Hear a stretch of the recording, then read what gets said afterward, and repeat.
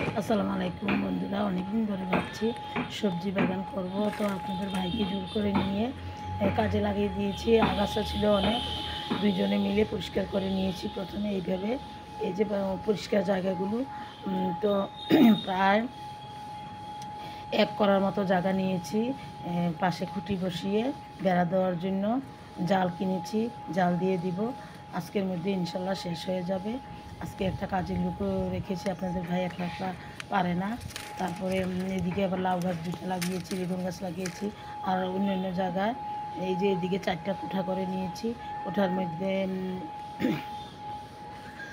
ধনিয়া, তারপরে লাল শাক, ডাঁটা, ঢেঁড়স, মিষ্টি কুমড়ার বিচি সব কিছুই লাগিয়ে দিবে। এই যে জাল দিয়ে দিয়েছি আজকে।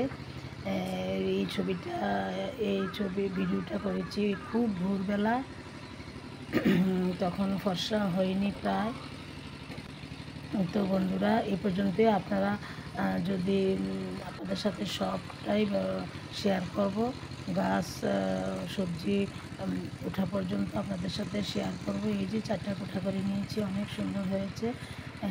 বন্ধুরা, এইভাবে আমি জাল দিয়ে বেড়া তৈরি করে গাছ লাগানোর জন্য ঠিকঠাক করেছি।